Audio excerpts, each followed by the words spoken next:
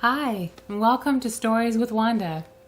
We're going to read Curious George Rides a Bike by H.A. Rey. This is George. He lived with his friend, the man with a yellow hat. He was a good little monkey and always very curious. This morning George was curious the moment he woke up because he knew it was a special day. At breakfast, George's friend said, "Today we're going to celebrate because just 3 years ago this day, I brought you home with me from the jungle. So tonight I'll take you to the animal show, but first I have a surprise for you." He took George out to the yard where a big box was standing. George was very curious. Out of the box came a bicycle. George was delighted. That's what he had always wanted. He knew how to ride a bike, but he'd never had one of his own. "I must go now," said the man, "but I'll be back in time for the show. Be careful with your new bike and keep close to the house while I'm gone." George could ride very well. He could even do all sorts of tricks. Monkeys are good at that. For instance, he could ride this way, with both hands off the handlebar. And he could ride this way, like a cowboy on a wild bronco. And he could also ride backwards. But after a while, George got tired of doing tricks. And he went out into the street.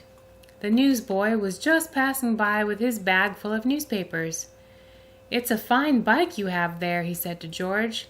"How would you like to help me deliver the papers?" He handed George the bag and told him to do one side of the street first, then turn back and do the other side. George was very proud as he rode off with his bag. He started to deliver the papers on one side of the street as he had been told. When he came to the last house, he saw the little river in the distance. George was curious. He wanted to know what the river was like. So, instead of turning back to deliver the rest of the papers, he just went on. There was a lot to see at the river. A man was fishing from the bridge, and a duck family was paddling downstream, and 2 boys were playing with their boats. George would have liked to stop and look at the boats, but he was afraid the boys might find out that he had not delivered all the papers. So he rode on. While riding along, George kept thinking of boats all the time. It would be such fun to have a boat. But how could he get one? He thought, and then he had an idea. He got off the bicycle, took a newspaper out of the bag, and began to fold it. First he folded down the corners like this.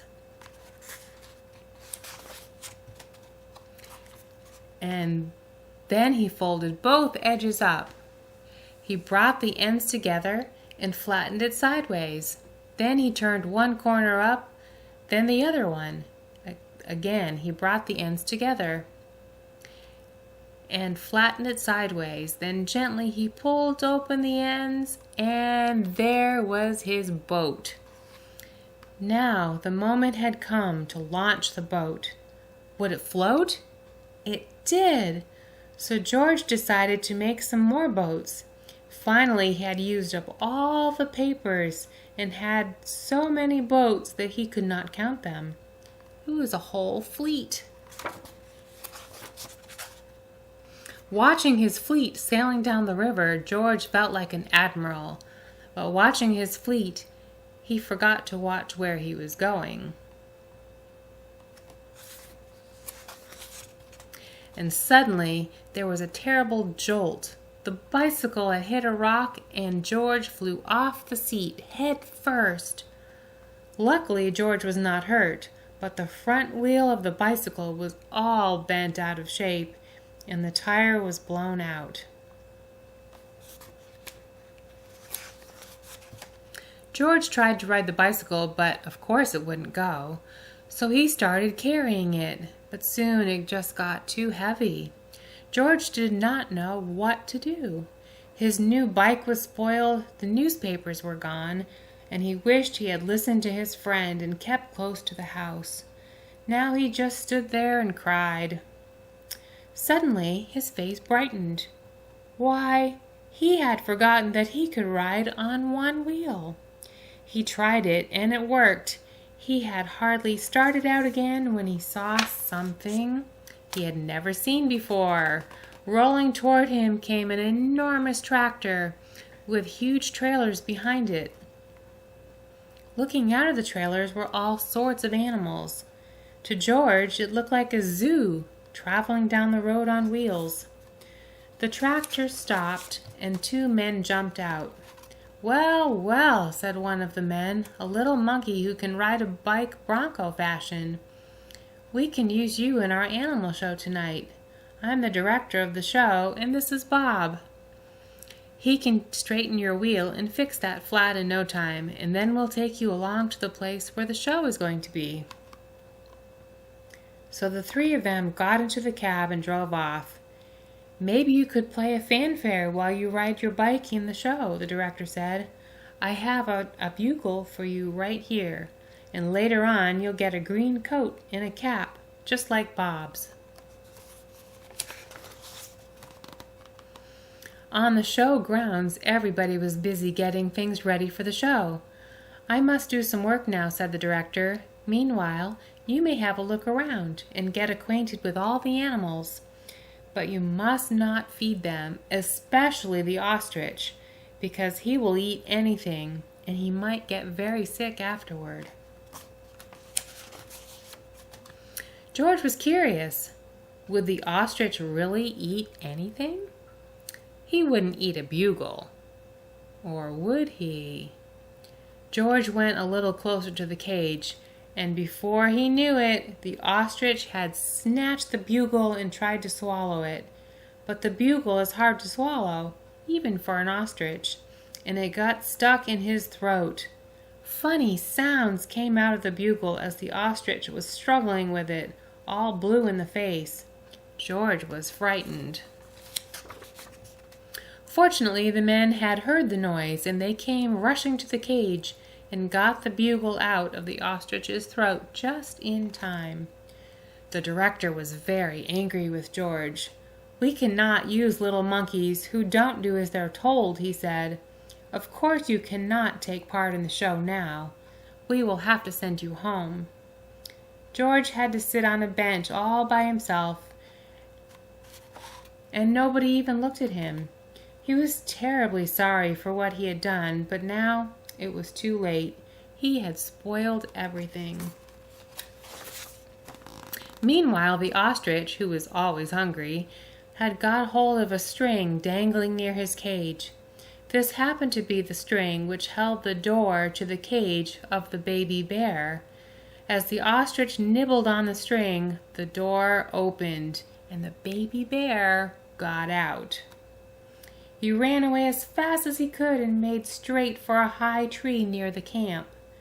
Nobody had seen it but George, and George was not supposed to leave his bench.